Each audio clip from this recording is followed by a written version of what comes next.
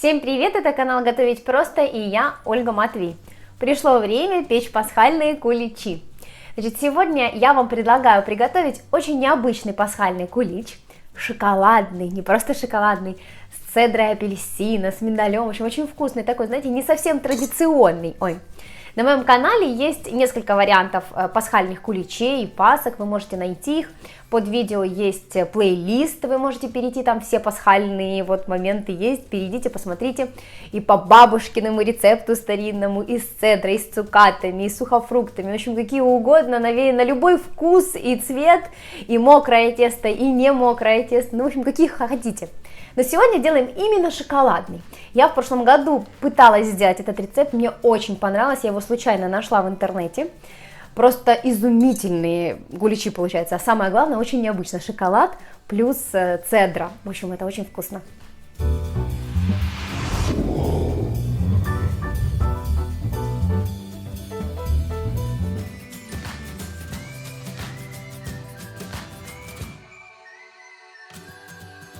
Из продуктов нам понадобится обычная мука, пол-литра молока, дрожжи. Можно заменить на сухие, но мне больше всего нравится со свежих дрожжей. Значит, это для опары немного сахара, вот это все для опары. Теперь, что мы будем докладывать в доклад? Яйца, видите, всего лишь 4 штуки. Ванильный сахар, можно просто ванильку. Сливочное масло, можно ли заменить на маргарин? Можно, но лучше со сливочным маслом, вкуснее. Обычный шоколад, здесь у меня молочный шоколад, но вы можете использовать темный горький шоколад. 2 стакана сахара, изюм, конечно же апельсин и вот такие хлопья миндаля.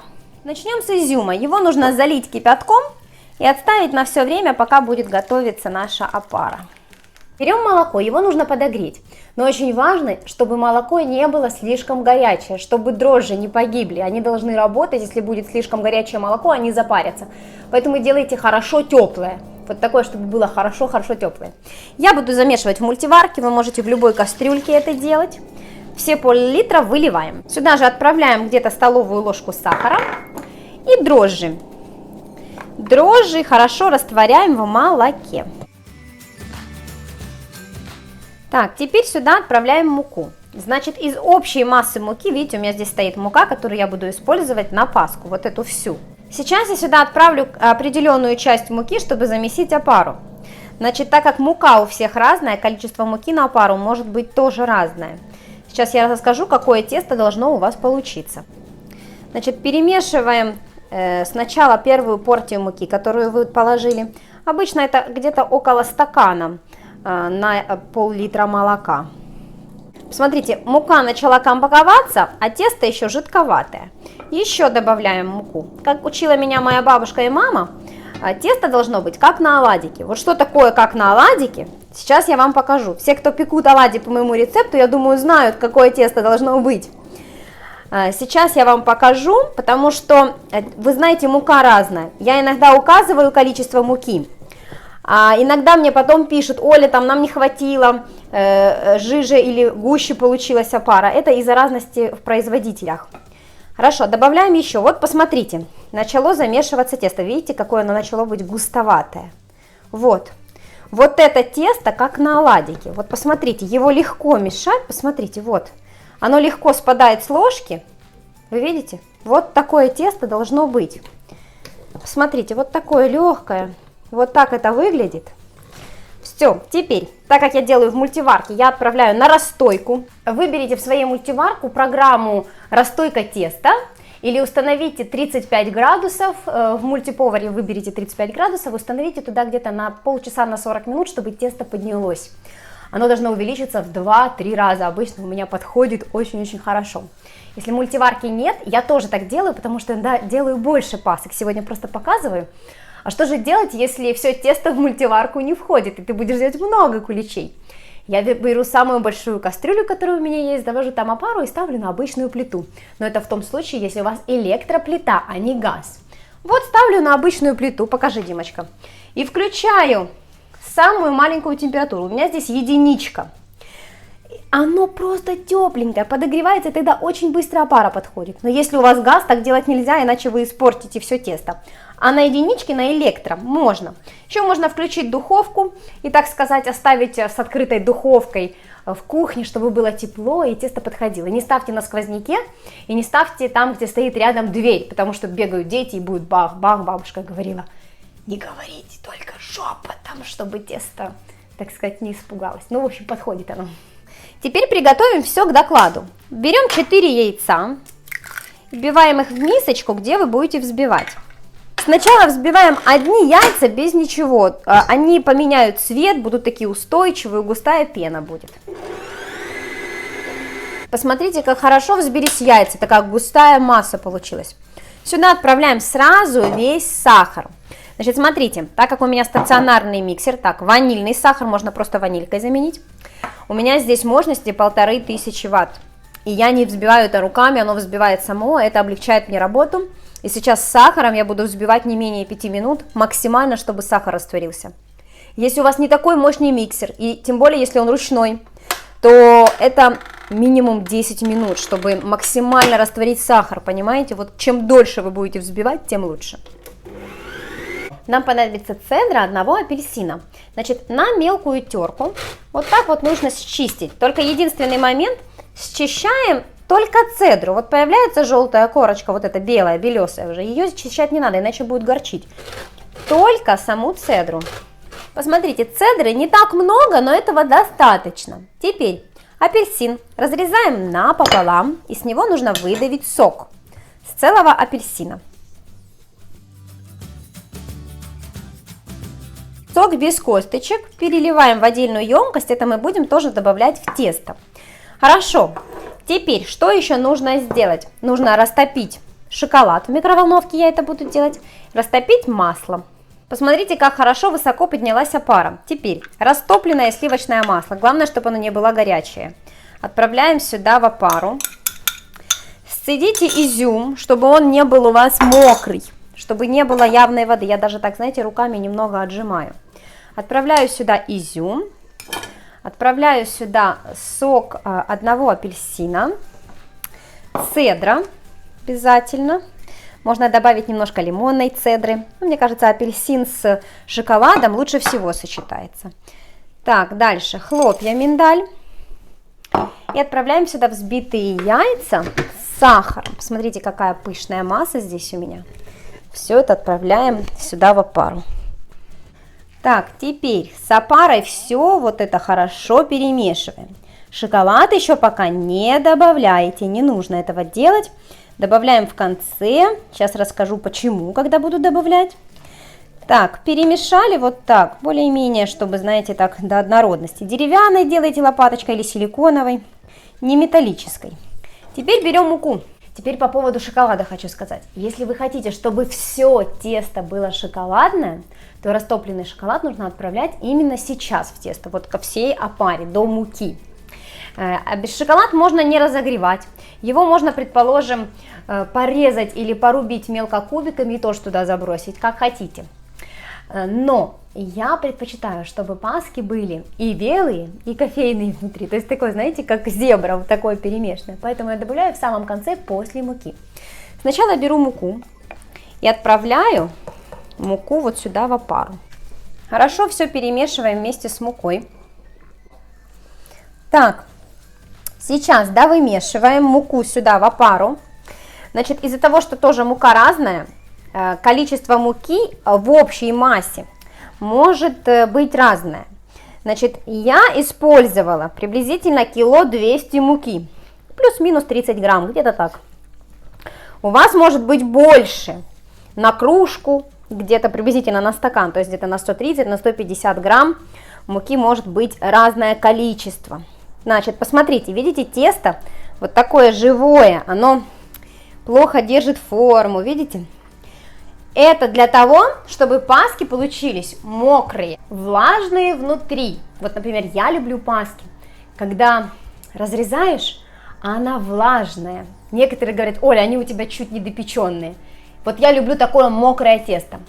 Если вы любите больше, то вам нужно положить муки просто больше, чтобы оно не было такое влажное. Поэтому в рецепте я указала, насколько больше, приблизительно грамм положить, чтобы паски не были мокрые. Итак, этот рецепт будет и для таких, кто любит мокрые, и для таких, кто не любит мокрые. Такой универсальный вариант.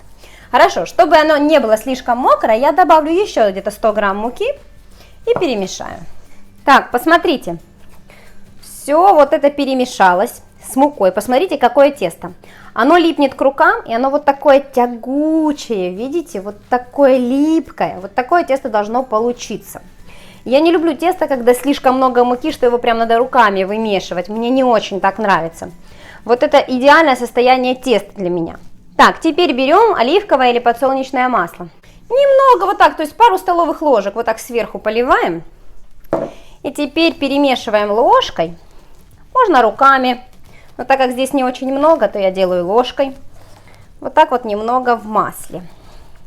Когда я растапливаю в микроволновке в шоколад, ну и неважно, если вы даже на водяной бане это делаете, отправьте сюда десертную ложку сливочного масла. Когда шоколад разогрели, ни сливок, ничего сюда добавлять не надо, только кусочек сливочного масла. Теперь берем ложку шоколада и вот так вот в разных местах, вот так прокалываем вовнутрь, чтобы и тесто было и светлое, и темное. Теперь переворачиваем тесто на другую сторону, ну, насколько это возможно сделать. Вот туда, там, где еще шоколад не попал. И другие 2 последние ложки отправляем туда. Так, посмотрите, как это выглядит приблизительно. Вот так, видите, и белое есть, и шоколадное есть. Так, все, не буду больше долго его вовтузить, чтобы оно неоднородное было. Теперь отправляю в мультиварку на расстойку. Но посмотрите, здесь у меня не очень много места теперь осталось до конца. Я думаю, что и у вас так будет. Что же делать? Для этого нужно взять самую большую кастрюлю, которая у вас есть, желательно литров на 7-8, переложить туда все тесто, чтобы оно подошло до верха, максимально прям подпирало под крышку. Либо взять меньше кастрюльку, чтобы подошло тогда 2 раза. 1 раз под крышку подойдет, вы ее осядете, и 2 раз, потому что здесь, ну, раза 4 тогда надо, чтобы оно подходило. Вы видите, тут осталось немного, сантиметров 6 до конца кастрюльки, оно плохо подойдет, поэтому чем больше тара будет, тем лучше. Пусть подходит, исходя из вашей тары, раз или 2, насколько она у вас большая, занимает это около часа. Тесто у меня подошло, посмотрите, причем подошло 2 раза, я его уже 1 раз осаживала, и опять оно аж до крышки, смотрите, утонула ложка. Так, вот такая красота получилась. Теперь берем формочки. Можно взять совершенно любые формы, но у меня вот такие жестяные. Я беру обычный пергамент, режу вот такими вот полосочками и режу вот такие квадратные бумажечки для дна. Значит, как я делаю? Сначала я устилаю бока, обязательно, чтобы бумажка находила на бумажку, чтобы вы потом формочки не отмывали. А теперь я беру квадрат вот так вот в центр и застилаю дно, и таким образом у вас паска будет вся в пергаменте, смотрите, вот так, и она у вас не высохнет. Значит, сколько же теста закладывать? Я закладываю чуть больше половины. Так, берем ложкой, немножко осаживаем тесто, посмотрите, какое оно красивенное. Так, вот так. Теперь беру кусочек теста, приблизительно на глаз, чтобы было чуть больше половины формочки. Оп, так, и вот так руками отправляем в формочку.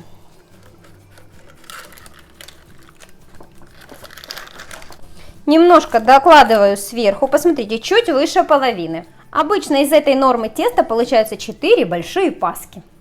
Как я примерно вымеряю пергамент? Значит, посмотрите, вот так вот. Делаю надрез чуть больше. И теперь самый важный момент. Отрезаем пергамент выше, чем сама формочка. Для чего? Когда паски будут хорошо подходить, чтобы тесто не свисало и вот так вот на формочку не налезало, знаете, потом придется мыть. А так оно будет идти по пергаменту вверх и в крайнем случае на пергамент сползет. Теперь паски должны еще раз подойти в самих формочках. Для этого я ставлю в духовку. И духовку ставлю на 50 или на 100 градусов. И можно на 50, если у вас сильно печет, чтобы корка сверху не взялась, тогда на 50, ну я и на 100 у себя ставлю. Конвекция вверх-вниз, закрываем полностью духовой шкаф и ждем, чтобы они очень хорошо поднялись такими большими шапками. Паски уже хорошо подошли. Теперь ставим температуру 180-160 градусов, если у вас слишком печет, на 160, потому что если слишком горит, чтобы не подгорало. И ровно полчаса. Прошли полчаса. Как проверить, готовы ли паски? Берем вот такую деревянную палочку и прокалываем паски. Значит, так как это паски с шоколадом, шоколад может быть раставшим, но палочка должна быть сухая от теста. Проверяем каждую паску. У меня они уже готовы, я все проверила. Вынимаем из духовки. Подождем, чтобы остыли сами формы. Паски еще будут горячие, а формочки должны быть чуть-чуть остывшими. Когда формочки немного остыли, обычно это проходит минут 10. Переворачиваем формочку. Вынимаем вот так паску. Посмотрите, как хорошо выходит. Убираем формочку и переворачиваем саму паску вот так и оставляем полностью остывать. Пергамент не снимайте. Если вы делаете в специальных формах, таких из специальной бумаги, не снимайте, чтобы оно так и находилось, потому что оно будет тогда слишком заветренное. Итак, снимаем и оставляем до полного остывания. Вы, конечно, можете разрезать, пробовать, но лучше, чтобы они 4-6 часов отстоялись. Куличи остыли, они отстоялись, целую ночь они у меня постояли. Теперь мы будем готовить покрытие, такую помазку вкусную сверху. Я буду использовать тоже шоколад, можно использовать два вида шоколада, темный, белый, но у меня будет тоже молочный, тот же, и который был вовнутрь. Значит, в шоколад добавляем сюда сливочное масло и нужно растопить. Можно в микроволновке, можно на водяной бане, любым удобным для вас способом. Перемешиваем шоколад до однородности. Значит, он не должен быть слишком горячим. Вот растопили. И все, ничего больше я не добавляю, ни сливки сюда, ничего. Во-первых, он тогда будет жидкий, а так он намного быстрее застынет на самих куличах. Хорошо, значит, намазывать мы можем ложкой, силиконовым любым венчиком или силиконовой кисточкой. Вот все, однородная масса. Очень красиво, я думаю, если делать и использовать сразу два вида шоколада. Предположим, белый и черный. Тогда очень интересный вариант получится, интересное сочетание.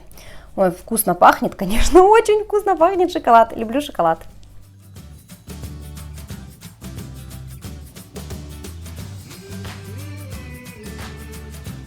Так как в само тесто, в рецепт у нас ходило миндальные хлопья, то я сверху тоже покрою хлопьями. Хотя вы можете использовать финики, возможно, знаете, какие-то шоколадные круглые конфеты, политые шоколадом, типа трюфелей. Будет тоже необычно вкусно. Но мне кажется, миндальные хлопья очень символичны, тем более они есть внутри в тесте.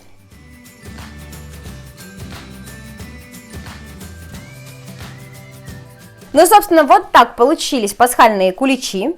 Я вам советую, чтобы они как минимум сутки постояли и вы их не резали. Но если вам очень не терпится, вы можете разрезать, посмотреть. Я, конечно же, покажу, какие они в разрезе, попробую. Вчера, признаюсь, тут вот осталось только 3, один мы съели. Вот. Хорошо, теперь сфотографирую, разрежем, попробуем. Так, ну что ж, я разрезаю, посмотрим, какая она внутри.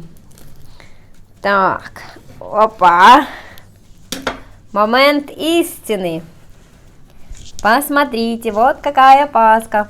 Значит, смотрите, из-за того, что я вот так вот палкой прокалывала, ложкой, видите, шоколад неравномерно разошелся, и есть и темное тесто, и светлое. Это очень красиво. Даже вот где-то попадется прям целый кусочек шоколада. Видите, какая вверху прослойка из шоколада, вот сама шоколадка, очень вкусно. Сейчас я буду пробовать. Очень мне нравятся эти паски. Куличи, Олечка. Куличи, да. Так, давай пробовать. Отрезаю себе небольшой кусочек. Знаете что? У меня уже не осталось дома молока, но мне кажется, с теплым молоком шоколадная пасха или кулич. Называйте как хотите. У нас в Украине называют и так, и так. Так, ну что, я сейчас отрежу кусочек, буду пробовать. Давайте отодвину вот эту досточку немножко. У нас сегодня был стрим на Одноклассники, по-моему, да, Димочка? В Фейсбуке. Снимали пасхальный номер журнала «Люблю готовить». И мы вошли на разворот, и там буженину, как мы готовим паски, и вот сегодня была целая команда людей, и все пробовали разные виды паски.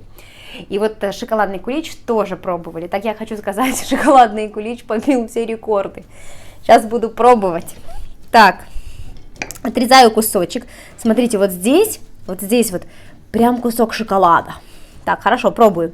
Смотрите, миндаль у меня здесь есть. Давайте я попробую сначала просто отдельно тесто паски, вот как получилось вместе с шоколадом. Очень вкусная, немного влажноватая, вот как я люблю. Цедра, прям вот чувствуется цедра, ем вот как с апельсином. Очень вкусно. Шоколад. Ну, шоколад я даже описывать не буду. Очень вкусно с шоколадом. Отрежу еще кусочек серединки пасхи. Очень вкусные пасхи. Очень вкусный кулич. Просто очень. Очень-очень. Очень-очень. Мне очень понравилось. Я в таком восторге, что я сделала именно этот рецепт. Не хватает кружки теплого молока. Ну, как по мне. Хочу сказать, можно больше шоколада. Вот я в рецепте напишу, сколько я добавляла, вот сколько я делала сегодня. Ну, можно больше, добавляйте больше. Мне кажется, если размешать полностью шоколад со всем тестом, не будет такого эффекта. Ты ешь, то вроде просто паска, а то раз попался кусочек шоколада. Такой, знаете, как в мультике «Рататуй», такие блики, кушаешь с закрытыми глазами. Вот такой кулич. Всем советую приготовить, как минимум спеките вот такое на пол-литра, 4 пасочки, будете довольны вы и ваши дети, и все. Украшайте чем хотите, но мне кажется, вот так вот украсить шоколадом это очень необычно. Поэтому пробуйте, экспериментируйте. Спасибо, что сегодня были с нами. Подписывайтесь на канал, ставьте лайки, делитесь этим видео. Всех вас с праздниками, пока!